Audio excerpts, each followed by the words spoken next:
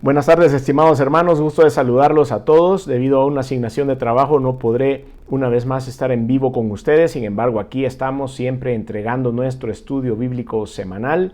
Le damos gracias a Dios por esta oportunidad de poder compartir con ustedes el Evangelio del Señor Jesucristo, y qué bueno es que todos estemos interesados siempre en escudriñar la palabra y poder descubrir qué es lo que Dios tiene para nosotros. Así que le damos la honra y la gloria al Señor y vamos a iniciar, por supuesto, con una oración. Señor, te damos gracias por darnos la oportunidad de poder a través de esta plataforma entregar el estudio bíblico de la semana. Señor, te pedimos que la unción del Espíritu Santo nos pueda guiar. Esta porción de la Biblia que vamos a compartir, Señor, es tan vasta en enseñanza que estoy seguro que van a haber muchas áreas que en esta oportunidad no vamos a poder tocar, pero hay mucho que aprender, Señor, y ayúdanos a que nuestra fe sea sólida, a que no temamos, a que podamos enfrentar lo que viene, Señor, en el nombre de Jesús, a que podamos entender que en la carrera de nuestra vida siempre vas a estar presente, corriéndola con nosotros, y que aún en los momentos de dificultad, Señor, y aunque probablemente tardes un poco en llegar, vas a llegar y tu plan perfecto será cumplido. Te pedimos en el nombre de Jesús que tomes el control de todo lo que voy a decir, de lo que vamos a investigar, de lo que vamos a escudriñar en la palabra, y que el Espíritu Santo, que es quien hace el milagro, quien es el que hace de verdad la obra maravillosa, pueda impactar nuestras vidas con esta palabra,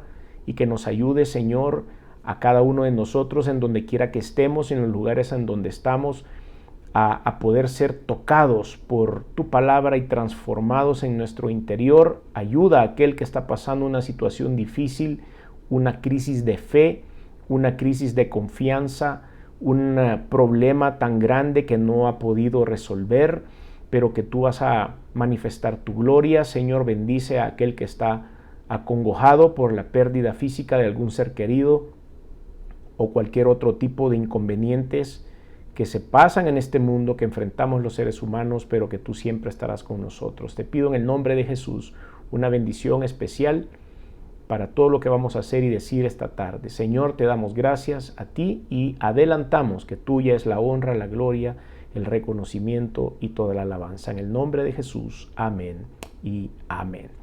Gracias una vez más a todos ustedes por la atención a este estudio. Vaya conmigo a la escritura, el Evangelio según San Mateo, capítulo 14. Evangelio según San Mateo, capítulo 14. Esta porción es una porción muy conocida por nosotros y hemos titulado este mensaje ¿Por qué dudaste? Ya usted sabe más o menos por dónde vamos. ¿Por qué dudaste?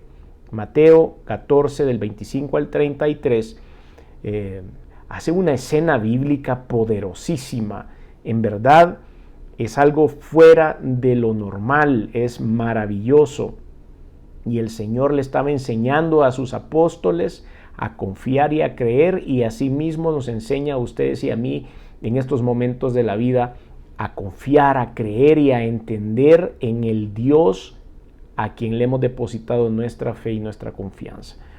Vamos a leer por completo la porción y luego vamos a hacer un análisis para después pasar a la aplicación. Versículo 25, mas a la cuarta vigilia de la noche, Jesús vino a ellos andando sobre el mar, y los discípulos viéndole andar sobre el mar se turbaron diciendo: un fantasma, y dieron voces de miedo. Pero enseguida Jesús les habló diciendo: tened ánimo, yo soy, no temáis. Entonces le respondió Pedro y dijo: Señor, si eres tú, manda que yo vaya a ti sobre las aguas. Y él dijo: ven. Y descendiendo Pedro de la barca andaba sobre las aguas para ir a Jesús. Pero al ver el fuerte viento tuvo miedo, y comenzando a hundirse dio voces diciendo: Señor, sálvame. Al momento Jesús, extendiendo la mano, asió de él y le dijo: hombre de poca fe, ¿por qué dudaste?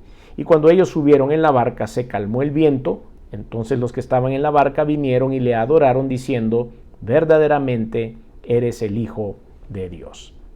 Vamos a ver un poco el contexto. En Mateo 14 vemos cómo el Señor cuenta esta historia, pero esto viene a continuación de un milagro sobrenatural que el Señor Jesucristo ya había ejecutado.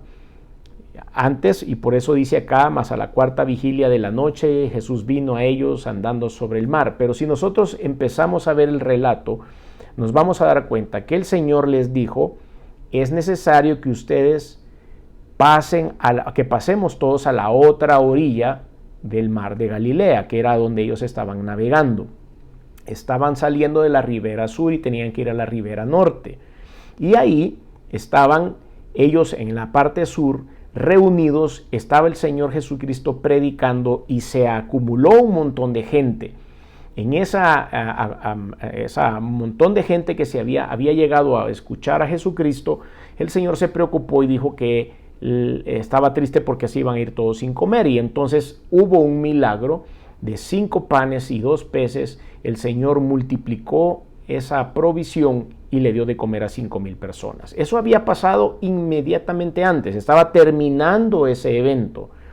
Los discípulos eran los organizadores del evento junto con Jesús. Ellos sabían que no había capacidad para poder alimentar a todo el mundo. De hecho, hay una conversación con el maestro en donde ellos le dicen no hay nada, excepto 5 panes y 2 peces. Y delante de sus ojos el Señor saca una cantidad enorme de comida que hasta sobró. Ellos ya habían visto eso, sabían la capacidad del Dios al quien predicaban y del maestro que compartía con ellos. Cuando esto terminó, dice la Escritura, el Señor le dijo a ellos que se fueran y que se adelantaran en la barca para poder irse al otro lado. Él despidió a la gente y subió al monte a orar, dice la Escritura, el Señor Jesucristo. Son importantes todos esos detalles porque el Señor entonces termina y en lugar de irse a descansar por lo cansado que podía haber estado de estar haciendo milagros y predicándole a la gente, luego compartiendo con las personas, multiplicando el pan y los peces, tomó tiempo y subió al monte a orar, no a dormir, no a descansar, no a comerse algo él solo, sino a orar, a conectarse con el maestro.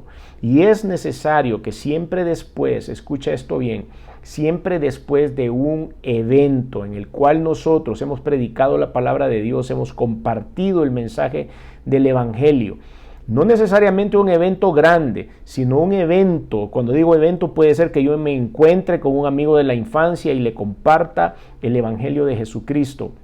O puede ser que haya ido a una reunión de trabajo y se me dio la oportunidad de compartir el evangelio de Jesucristo. O puede ser un evento grande, sea como sea, cada vez que sucede un evento y termina, las huestes espirituales de maldad van a ir a atacar lo que usted acaba de hacer, va a ir a querer deshacer lo que usted acaba de hacer o lo van a atacar a usted para poderlo amedrentar.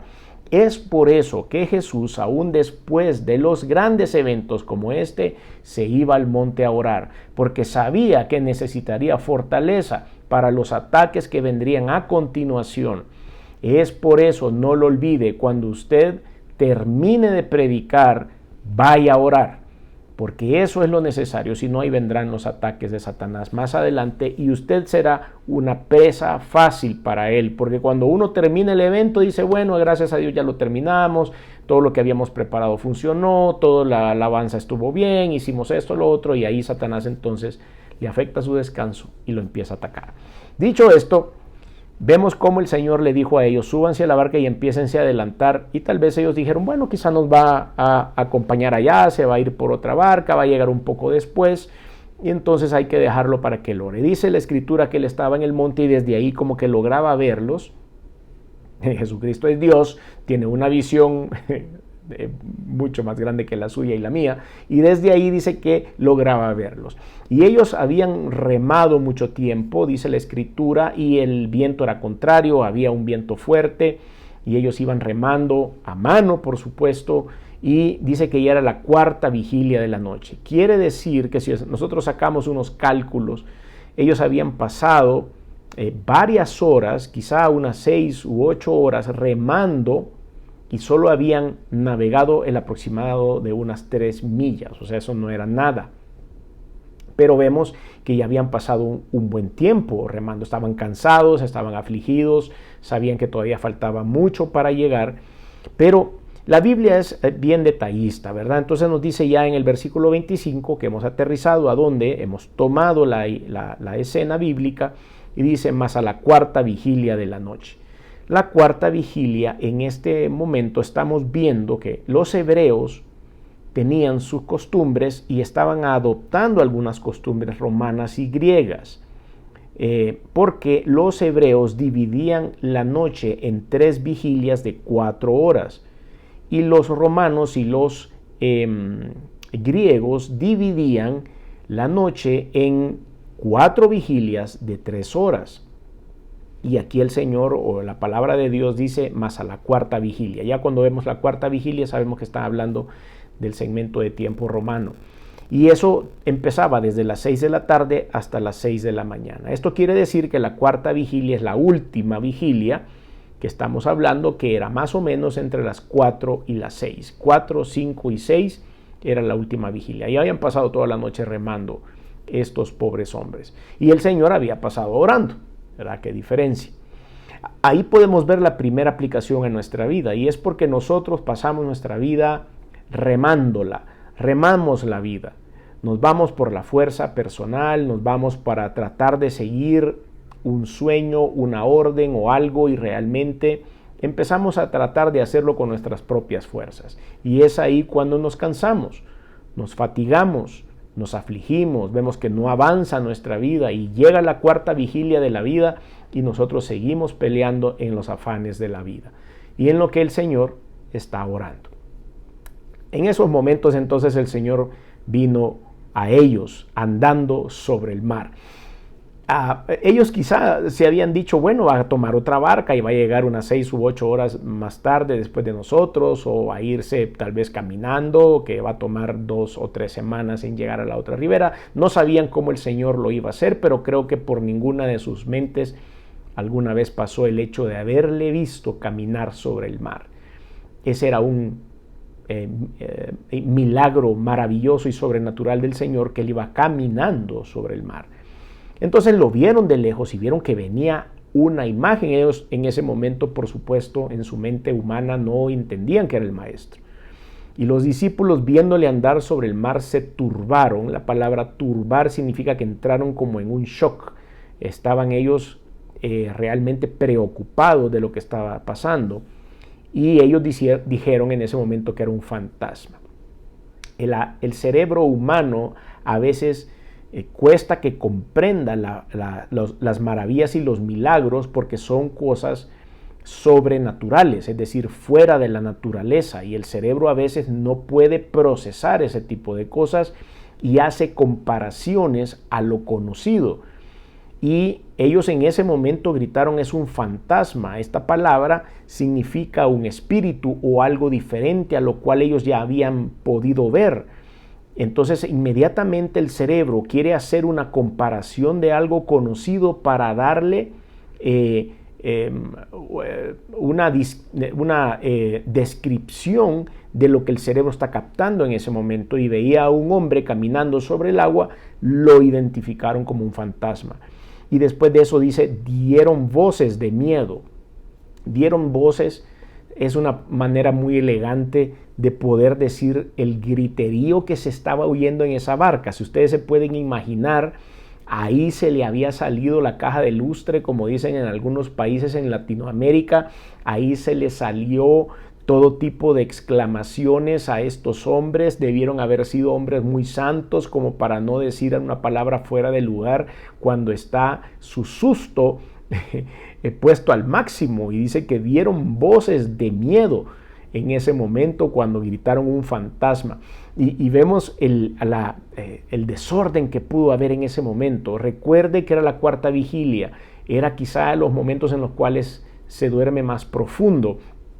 Eran los momentos en los cuales estos hombres estaban cansados. Quizá muchos habían hecho relevos para remar. Sabían que la travesía iba a ser larga. Ellos conocían muy bien ese lago y conocían muy bien el clima en la zona. Y cuando ellos veían que no habían avanzado mucho, ya desde ahí podían adelantar en su conocimiento humano, que iba a ser una travesía difícil. Y cuando estaban en el punto máximo de su cansancio y de su sueño, ven a un hombre caminando sobre el agua. Muchos quizá pensaron que era una alucinación o estaban dormidos quizá y entonces empezaron a gritar. Pero desde ahí enseguida Jesús les habló diciendo: tened ánimo. El Señor sabía en ese momento todo lo que estaba pasando en el cerebro y en el cuerpo humano de estas personas que estaban en la barca. El Señor conoce y sabe qué es lo que estamos pasando nosotros en nuestra tribulación, en nuestra tristeza, en nuestros problemas. El Señor conoce que ustedes y yo necesitamos ánimo en algunos momentos de nuestra vida, y es ahí donde nuestro Dios y Salvador aparece de una manera sobrenatural. En este caso Él venía caminando sobre el agua, pero muchos testimonios de poder que nosotros los cristianos podemos compartir son una manera en la que aparece el Señor Jesucristo y de repente dice: aquí estoy y estoy listo para venirte a ayudar. Y aquí Él lo primero que dice es darles ánimo. Sabían que estaban cansados, sabía que estaban agotados y que tenían sueño. Probablemente ya habían digerido la comida, que habían cenado los panes y los peces y estaban hambrientos, y en ese momento el Señor le dice a usted y me dice a mí: tened ánimo. En medio de las circunstancias, en medio de los problemas de la vida, tened ánimo. Y después de ese punto y coma que ustedes pueden ver ahí, hay una revelación maravillosa de la deidad y del poder de Dios. Esto, aunque aparenta no llamar mucho la atención, es importantísimo lo que viene a continuación. Y Él dice: yo soy. Y la palabra, o estas dos palabras, yo soy, que usa Jesucristo, son las mismas que usó Dios Jehová de los ejércitos en la zarza ardiente en el Antiguo Testamento con Moisés. Cuando Moisés le dice: ok, voy a salvar al pueblo de Israel, lo voy a sacar de Egipto, y si me preguntan quién me manda, ¿qué digo? Y el Señor le dijo: diles, el yo soy me manda. Y esta misma frase ocupa a Jesucristo en esta instancia. Y Él dice: tened ánimo, yo soy. Y después viene otra recomendación: no temáis. Vemos que están quebrantados en su cuerpo, y eso se hace perder el ánimo, pero también están quebrantados en su alma, y por eso tienen miedo. El Señor les dice: no temáis. Hay una mezcla en lo que se nos afecta cuando nosotros nos somos enfrentados por problemas y dificultades complicadas en la vida, y el Señor lo sabe. Por eso nos dice: ánimo, no teman. Él está hablándole a la parte más humana que tenemos. Entonces, en el versículo 28, por supuesto tenía que salir el apóstol Pedro. Escuché a un predicador decir el otro día que los mejores discursos de Pedro era cuando él no tenía nada que decir, dicen por ahí, porque siempre tenía algo que decir, generalmente era un poco imprudente. Pero cuando Pedro tuvo algo que decir en ese momento, respondió y dijo: Señor, si eres tú, manda que yo vaya a ti sobre las aguas. Creo que dentro de esa barca no pudo haber otra persona más que el apóstol Pedro que pudo haber dado esa opinión o pedir una autorización para hacer esto. No veo a Juan haciendo esto. No veo a Tomás, el incrédulo, haciendo esto. No veo a Juan Marcos haciendo esto. Pero sí podemos ver a Pedro en ese momento tomando ventaja de ese milagro y decirle: si es cierto que eres tú, pues me voy a lanzar al agua a ver qué sucede. Y si eres tú, manda que yo vaya a ti sobre las aguas. Y la palabra de Dios, la palabra del Señor, estamos preparando un mensaje sobre esto también, porque tan solo tenemos que decir, el Señor, voy a ponerlo bien esto, perdón, el Señor tan solo tiene que decir la palabra para que las cosas sucedan, para que las cuestiones sobrenaturales sean evidenciadas por los seres humanos. Es únicamente necesaria la palabra que sale de la boca de Dios. Y es por eso que aquí, cuando Él dice: yo soy, ten ánimo, no temáis, el apóstol se levanta. Esa palabra fue de poder y le dio el valor necesario a Pedro, la valentía para poderlo desafiar, y él le dijo: ven. El Señor mencionó la palabra, ven. Y descendiendo Pedro de la barca, andaba sobre las aguas para ir a Jesús. perfecto. Dios había sentenciado el milagro. Cuando él dijo, ven, se cumplió. Y Pedro se tiró de la barca y empezó a caminar. ¿Pudieron haber ustedes sentido esa emoción que Pedro y que todos los que estaban en la barca quizás se habían quedado flotando y la barca se movía de lado a lado y ellos podían ver a Pedro caminar hacia el maestro? ¡Qué cosa más maravillosa! Andaba sobre las aguas este hombre. Pero al ver el fuerte viento, es ahí donde a nosotros vienen a recordarnos los problemas. Cuando nosotros a veces vamos a la iglesia y estamos en toda disposición de escuchar un sermón o alabar a Dios y estamos ahí dispuestos a hacerlo y de repente nos acordamos que tenemos un problema, que el día siguiente hay una reunión importante, que no hemos preparado todavía una reunión que tenemos que preparar y nos damos cuenta que las cosas no están avanzando bien, de repente se acaba ese afán por adorar a Dios y por escuchar su palabra. Y eso es lo que le pasó a Pedro. Hubo un fuerte viento en ese momento que él estaba flotando, algo pasó y hubo un fuerte viento y de nuevo le entró el miedo humano. Se le olvidó el tener ánimo, yo soy, no temáis. Se le olvidó el ven, se le olvidó todo eso cuando el cuerpo se expone a los elementos de la vida y volvió a tener miedo. ¿Y qué es lo que pasa cuando nosotros en nuestra vida permitimos que el miedo se manifieste? Comenzamos a hundirnos en la lógica humana. Comenzamos a hundirnos en la lógica humana y entonces dice, empezó a dar voces diciendo, Señor, sálvame, que es la oración normal de todo creyente. Volvemos a lo básico. Empezó a clamar al Señor. Dio voces, quién sabe qué expresiones también dijo en ese momento, no necesariamente malas, tal vez un grito, tal vez un susto, pero se refirió al Señor. Y aquí es a donde está la descripción de lo que le sucede siempre al ser humano, al creyente. Por algunos momentos tenemos miedo, por algunos momentos sentimos que nos hundimos y en ese momento tenemos que recordar que la oración siempre va a ser la mejor herramienta. Señor, sálvame. El Señor Jesucristo, como dijimos hace un momento, se había quedado después del evento orando. Y en este momento fue a orar, a poder conectarse con su Padre. Y aquí Pedro estaba experimentando temor humano y se quiso conectar con el Maestro. Al momento, dice el versículo 31, esto es muy importante, Jesús extendiendo la mano. Cuando usted clama a Dios, el Señor extenderá su mano. El Señor va a estar siempre disponible en una oración. No lo van a mandar a un call center para que usted permanezca en la línea con una música de fondo hasta que uno de los operadores esté disponible para usted porque su llamada es muy importante, así dicen. Ya después de hora y media de espera en un call center, creo que mi llamada no era tan importante. Sin embargo, las llamadas en el cielo hechas a través de la oración son verdaderamente importantes para el Señor. Y dice que en ese momento le extendió la mano, el Señor sabía lo que iba a pasar y asió de él, quiere decir que lo agarró. No Pedro se agarró del Señor, vea qué interesante esto.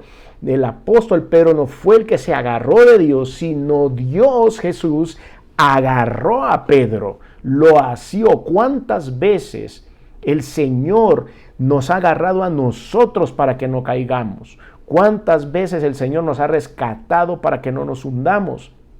¿Cuántas veces nosotros hemos perdido la oportunidad de que Dios nos saque cuando nos estamos hundiendo en el miedo, sencillamente porque no clamamos a Él como lo hizo el apóstol diciendo, Señor, sálvame? El Señor llegó y Él lo sacó. Hombre de poca fe, por supuesto, después que esto sucede y que nosotros estamos a salvo y que estamos medio asustados todavía del riesgo en el que estuvimos, el Señor va a venir y nos va a reconvenir y nos va a decir, ajá, hagamos un análisis de qué es lo que ha pasado, porque de todo tenemos que aprender. Hombre de poca fe, ¿por qué dudaste?, le dijo a Pedro. Qué bueno que no le dijo a Pedro, hombre sin fe, o que no le dijo a Pedro, te desconozco, Pedro, porque ni siquiera en un momento tuviste fe. No, le dijo, hombre de poca fe. Al menos había fe. Al menos Pedro se salió de la barca. A menos esa poca fe era mayor que la fe de los otros que estaban metidos en la barca. No le alcanzó para sostenerse sobre las aguas, pero tenía poca fe. ¿Qué fue entonces lo que vino a destruir esa poca fe que Pedro estaba enseñando ahí? La duda. Exactamente, la duda. Eso es lo que vino. No había la suficiente fe para que él se mantuviera flotando sobre el agua mucho tiempo, y cuando entró la duda mató la poca fe. ¿Qué podemos aprender de esto entonces ustedes y yo? Que no debemos dudar en el poder de Dios, que no debemos dudar de que Dios nos va a asir de nuestra mano, que no debemos tener miedo, que no debemos perder el ánimo, que no podemos olvidar de que no es un Dios humano en el que hemos confiado, que no es un fantasma, es Jehová, Dios de los ejércitos, es Jesucristo el Todopoderoso. En Él hemos confiado y no debemos permitir que la duda acabe nuestra poca fe. Debemos crecer en la fe y mantenernos firmes en el conocimiento de la palabra de Dios y reconocer el inmenso, todopoderoso, maravilloso Dios, y con todo su poder se manifestará a nuestra vida. Y cuando ellos subieron la barca, versículo 32, cuando ellos subieron en la barca, ¿quiénes? Jesucristo y Pedro. Ellos venían de afuera de la barca, se suben a la barca en medio del agua, en medio del lago donde estaban, y dice, ahí se calmó el viento. Con la presencia de Dios en nuestra vida, con los milagros del Señor en nuestra vida, las pruebas terminan, pero debemos tener suficiente fe y que la duda no nos estremezca para que entonces podamos ver los milagros de Dios. No solo estos hombres metidos en la barca habían visto cómo Pedro había dado 2 o 3 pasos sobre el agua, no solo habían visto cómo el Señor Jesucristo se había desplazado hasta donde ellos estaban y fueron testigos del evento entre el diálogo entre Juan y Pedro, entre Jesús y Pedro, sino que después entran a la barca y se calma el viento. ¡Qué maravilloso! Es entonces ahí donde ellos vuelve su cerebro o su parte humana a recapacitar. Versículo 33, entonces los que estaban en la barca vinieron y le adoraron diciendo, verdaderamente eres el Hijo de Dios. Tal vez hasta ese punto ellos recordaron también que unas horas antes este mismo Jesús había multiplicado los peces y los panes y había dado una lección de fe, y quién sabe qué otros discursos había dado Jesucristo y otros milagros había hecho a la gente que estaba ahí. Entonces la duda es la hija del temor, y estos dos manejan nuestra conducta y determinan nuestro fracaso y las pérdidas de las oportunidades. El terreno de la duda, entonces, haciendo nuestra aplicación, hay algunos elementos que la favorecen, y el primer elemento es la dificultad que supera la capacidad humana. Esa no la logramos entender y por eso entramos en duda. La frustración que enfrentamos ante un problema, también eso nos hace caer en la duda. La fatiga de hacer lo posible sin ver resultados como ellos habían remado por tanto tiempo, también cae en la duda. Las situaciones difíciles que podemos enfrentar en la vida que consideramos que no deberíamos enfrentar también nos hace caer en duda. Encuentro otro caso similar en la vida de Juan el Bautista. Juan el Bautista fue encarcelado y estuvo preso mucho tiempo, y quizá en algún punto de esos pudo haber dudado realmente si lo que estaba haciendo había sido enviado a hacer era lo correcto, de ser el precursor de Jesucristo. Y estando aún metido en la cárcel, Él trató de ver y dijo, bueno, ¿será que estoy en lo correcto? Lucas capítulo 7, versículos 18 al 23, dice la Biblia, versículo 18, los discípulos de Juan le dieron las nuevas de todas estas cosas, de Juan el Bautista estamos hablando. Y llamó Juan a 2 de sus discípulos, versículo 19, y los envió a Jesús para preguntarle, ¿eres tú el que había de venir o esperamos a otro? Había duda en ese momento. Juan no estaba viendo, Juan solo estaba escuchando los testimonios de los milagros que Jesús estaba haciendo. Y le dice, pero qué raro porque no me ha venido a sacar de la cárcel. Pero qué raro porque me están condenando y él no está haciendo nada por mí.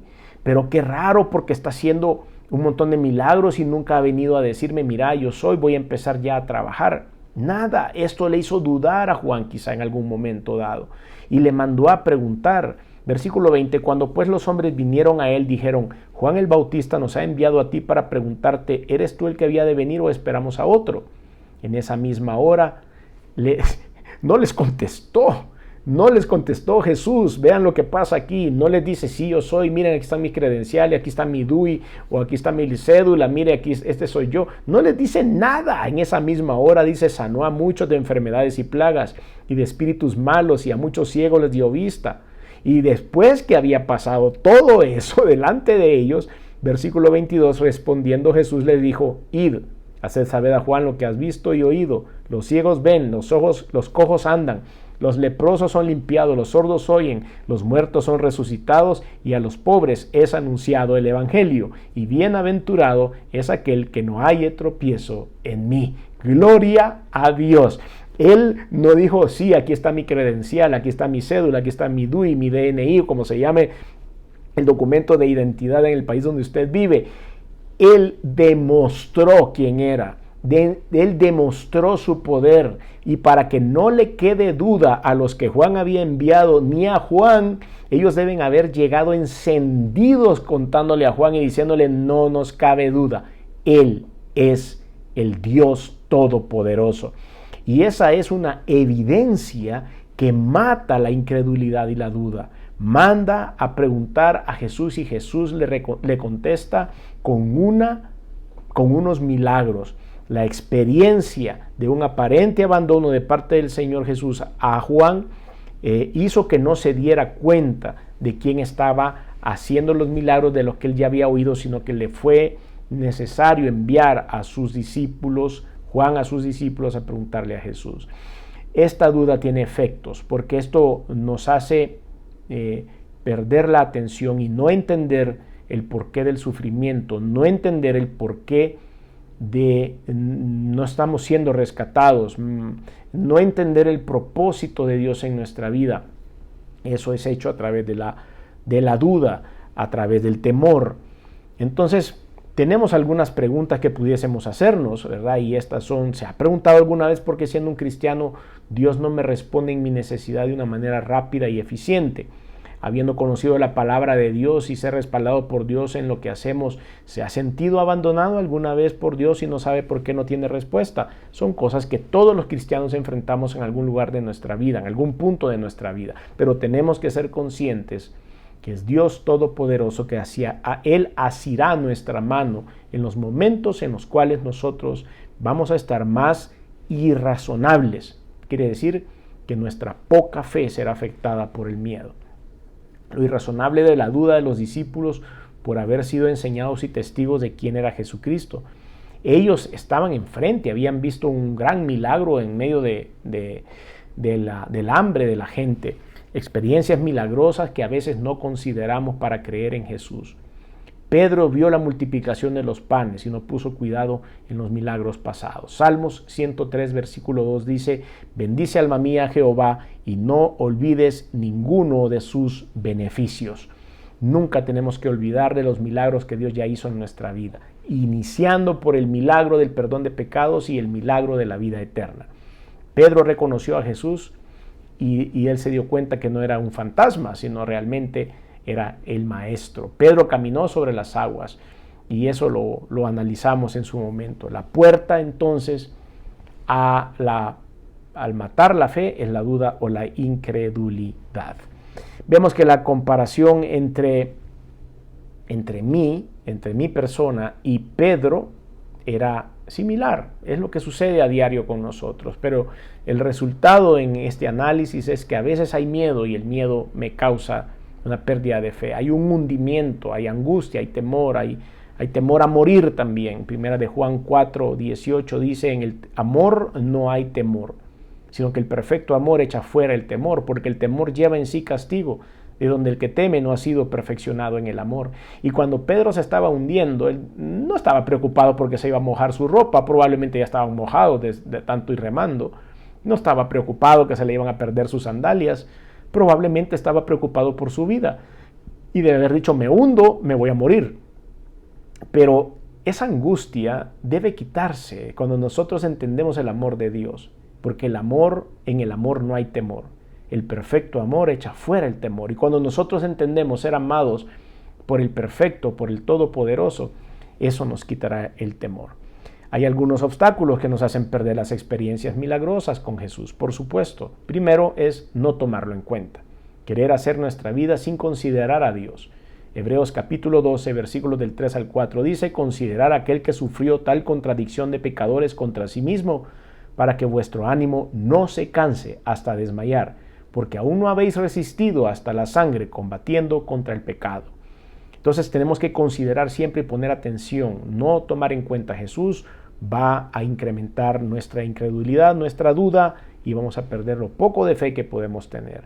Y todo esto aplica para el ministerio, para nuestra realización personal y para nuestra estabilidad espiritual. No reconocer la grandeza del Señor es veneno para nosotros.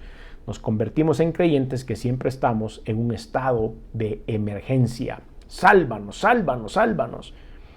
La solución a la duda o la incredulidad, bueno, primero es la determinación de creer exclusivamente en el Dios Todopoderoso, en su Hijo Jesucristo, en el Espíritu Santo. Eso de dividir la fe en varios puntos de apoyo no funciona para nosotros. Tenemos que poner nuestros ojos en Dios. Tenemos que poner nuestros ojos en esa Trinidad maravillosa. Un solo Dios, Padre, Hijo y Espíritu Santo. No podemos dividir nuestra fe en ningún otro punto de apoyo. No podemos creer en santos, no podemos creer en mi abuelita que está en el cielo intercediendo por mí. No puedo creer en ninguna otra fuente de fe y a donde yo me puedo apoyar, que es en el Dios Todopoderoso. Jesucristo es el único mediador entre Dios y los hombres. Y tengo que entender ese principio. La incredulidad es creer que, o dudar es creer en que Dios no es mentiroso. Hasta me cuesta decirlo, aunque sea una ilustración. Pero eso es pecado. No puedo decir que Dios es mentiroso. Eso es pecado ni pensarlo. Santiago 1, del 6 al 7 dice, pero pida con fe, no dudando en nada, porque el que dude es semejante a la onda del mar que es arrastrada por el viento y echada de una parte a otra. No piense pues quien tal haga que se recibirá cosa alguna del Señor. No es posible. Tenemos que ser determinados a creer a ciegas en el Señor Jesucristo y únicamente en Él como punto de apoyo para nuestra fe. Romanos 9:33 dice, como está escrito, he aquí pongo en Sión piedra de tropiezo y roca de caída. El que en él creyere no será avergonzado. Eso lo dice también Isaías 28:16. Creemos en el Señor Jesucristo y usted y yo no seremos avergonzados. El plan de Dios para su vida se cumplirá. Vuelvo al principio de este evento. Dice que terminaron los panes y los peces y el Señor le dijo, pasemos a la otra orilla. Ese es el plan, ese era el plan de vuelo o plan de navegación para ese día. Pasemos a la otra orilla. Él se va al monte, ora, los muchachos se suben a la barca y empiezan a remar y pasa todo esto que pasa. Pero quiero que vaya conmigo para finalizar a Mateo capítulo 14, versículo 34. ¿Qué dice aquí? Y terminada la travesía, vinieron a la tierra de Genesaret. Se cumple el plan de Dios. Aunque pasemos tormentas, vientos fuertes, eventos sobrenaturales en nuestra vida, el plan de Dios se va a cumplir. Dios les había dicho a ellos anteriormente, súbanse a la barca y pasen a la otra orilla, y en el versículo 34 se cumple el plan original de Dios. Pase lo que pase, los planes de Dios en su vida serán cumplidos. No dude, no tenga temor, no compare las cosas de Dios con experiencias humanas previas, porque Dios es sobrenatural. Créale a Él y no se hunda en las aguas del temor, en las aguas de la duda, en las aguas y en los vientos fuertes de la vida. Ponga sus ojos en Jesús, el autor y consumador de la fe. Si usted quiere recibir a este Jesús como Salvador, le pido que abra su corazón ahí donde está y que haga conmigo esta oración y diga: Señor Jesús, reconozco que eres Dios. Reconozco también que he hecho cosas que no han sido de tu agrado. Perdóname, me arrepiento.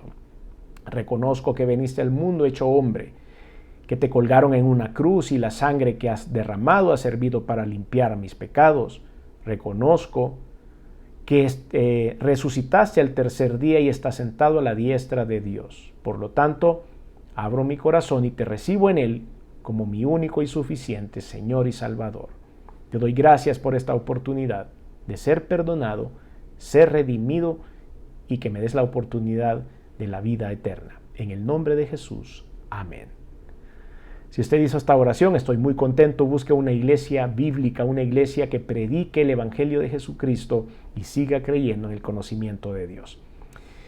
Gracias a todos ustedes por la atención a este estudio. Nos despedimos en un tiempo de oración. Señor, te damos gracias por permitirnos entregar este mensaje maravilloso.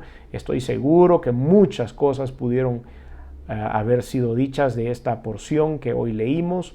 Mucha más información pudo haber sido extraída de este texto, pero es maravilloso lo que tú nos enseñas, Señor, y lo que le enseñaste también a tus discípulos cuando este evento sucedió.